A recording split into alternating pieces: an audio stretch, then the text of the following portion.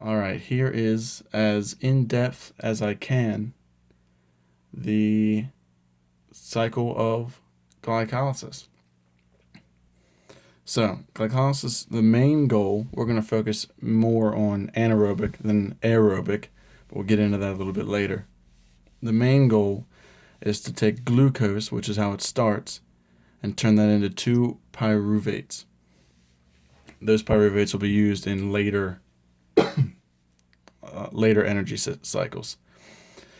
So to start off, glycolysis starts with glucose, and the glucose will turn into glucose 6-phosphate,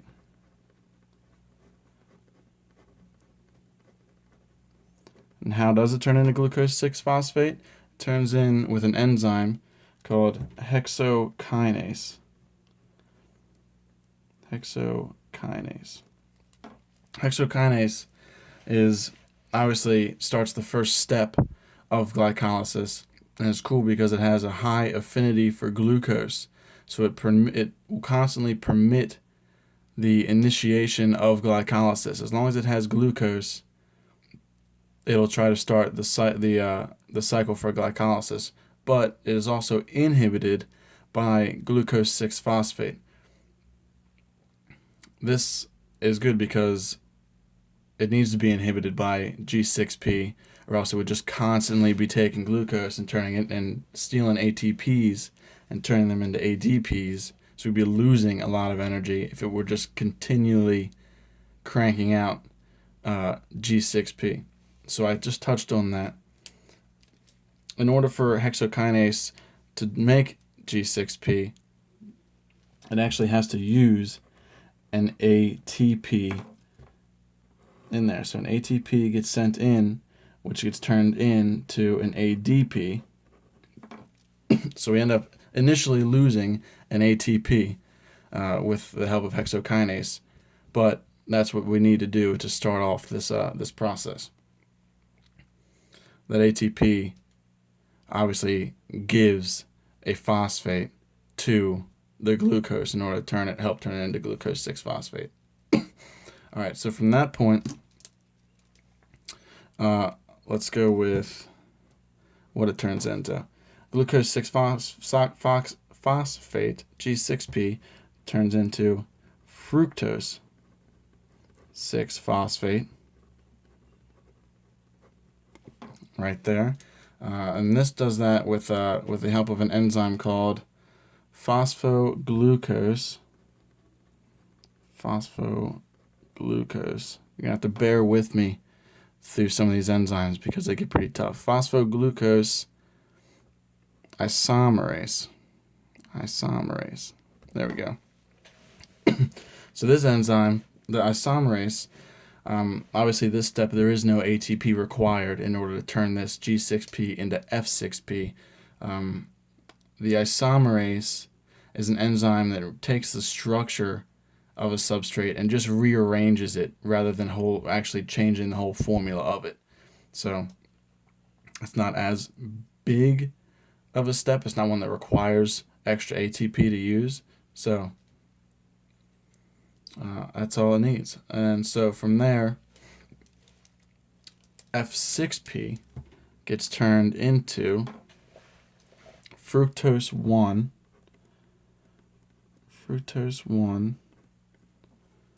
6-bisphosphate.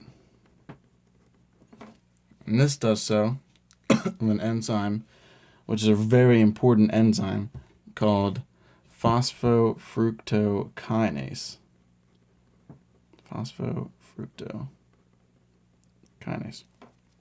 This is a very important enzyme. It, like the first step, like hexokinase, requires an ATP to give one of its phosphates and turn into an ADP. So we lose our second ATP. So we're kind of going backwards first, 2 steps back. But then that PFK, that phosphofructokinase, that is the first really truly irreversible step in glycolysis. It is inhibited by ATP. So it'll change F6P into F1,6-bisphosphate, but the ATP actually kind of helps prohibit it.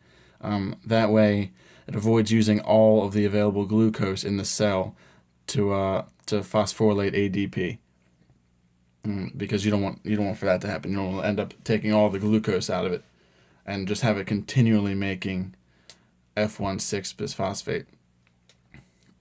So from that point, we get a little more intricate. An enzyme called aldolase actually splits this F1,6-bisphosphate into dihydroxy acetone phosphate on one side, short term for that, DHAP. There we go. Make sure we can see that on the camera, and you can. Okay, so it forms that on one, and then it also forms glyceraldehyde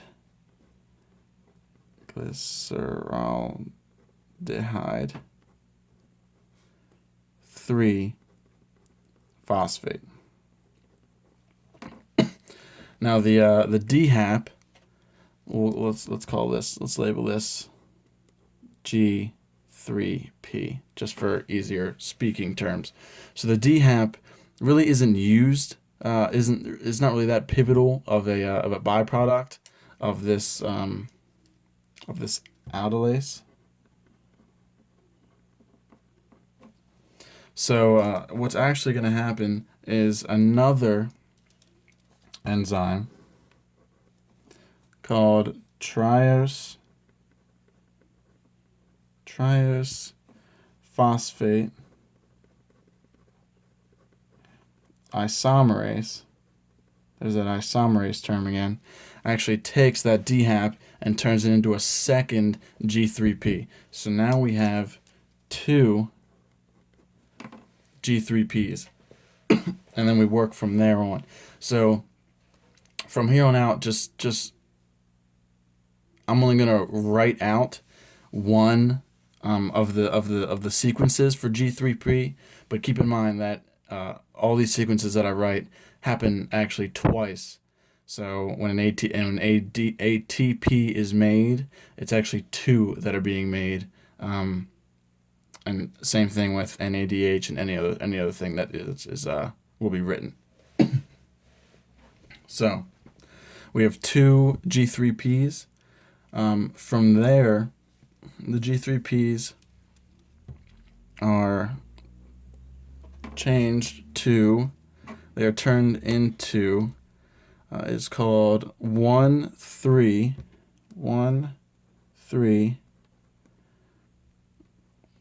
bisphosphoglycerate. All right. So we go there, and that's using another enzyme. Trying to use all the enzymes in blue. That way they're more easily depicted. If we haven't caught on to that yet. So this enzyme is glyceraldehyde. It's the longest one. Glyceraldehyde phosphate dehydrogenase. Hydrogenase. All right. So there's that enzyme.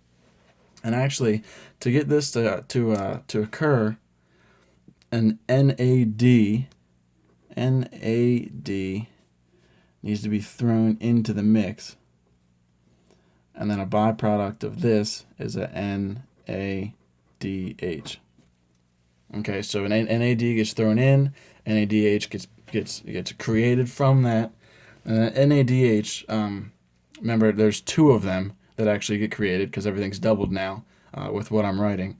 Those two NADHs will get converted later in the next energy cycle into ATP.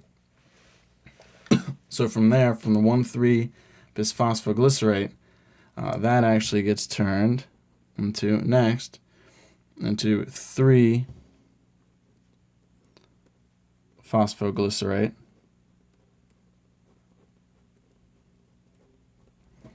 All right, and that's through an enzyme called phosphoglycerate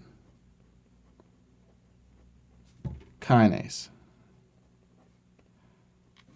Make sure we can read all that still. Looks like it's legible. All right. So that gets turned into 3-phosphoglycerate, and this is where it gets a little bit more interesting. I'll use another color just to help differentiate everything. So here an ADP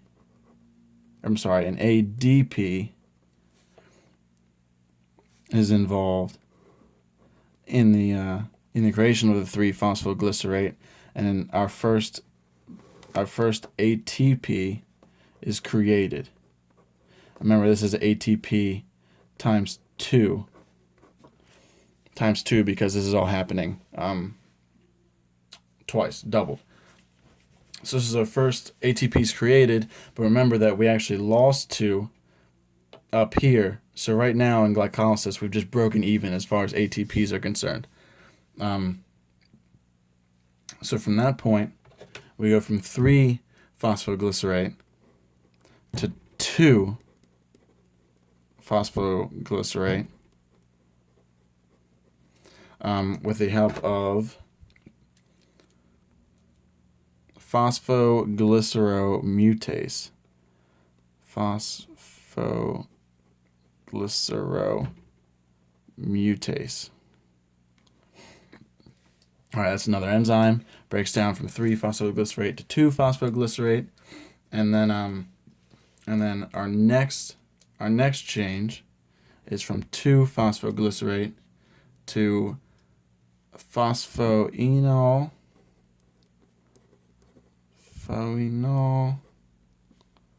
pyruvate, and that's done with the help of enolase.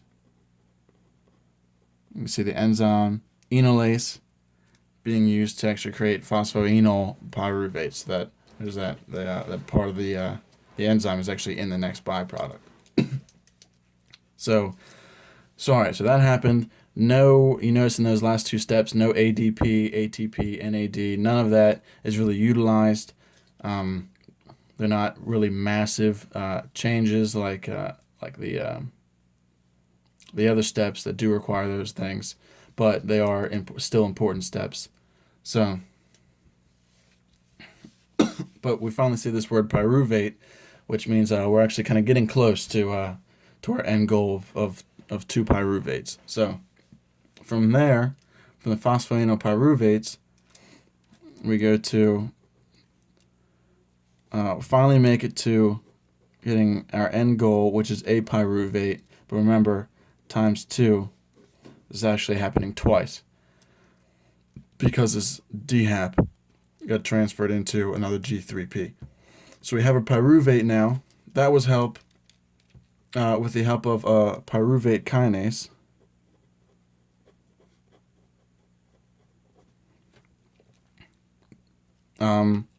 And there you go. So we have 2 pyruvates now, which was the main goal of glycolysis, to create those pyruvates to use in further energy systems.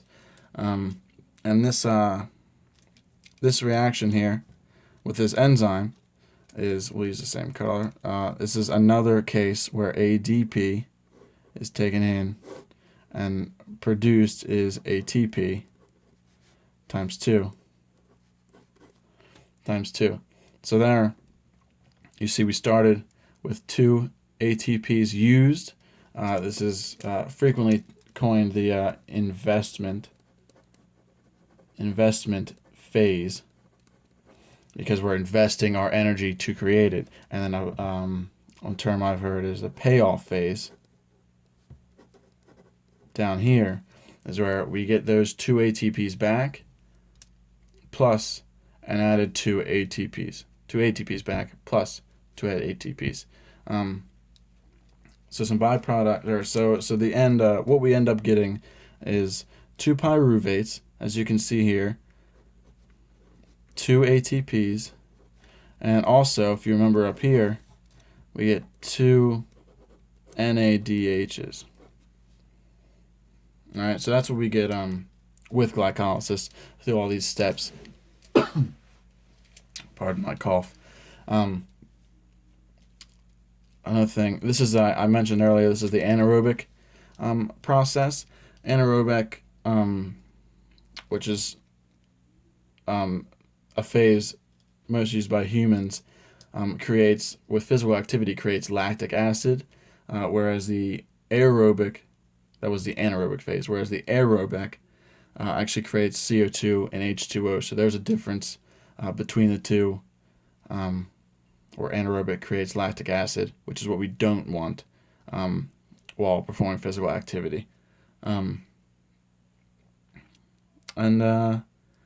think that's about it. I think that's the step, the investment phase, the payoff phase, ATPs used, all the enzymes thrown in that get used, PFK up here, and its importance there as being kind of a control for the continuation of glycolysis, and then the hexokinase up here as the initial enzyme to get the ball rolling. So there we go, glycolysis.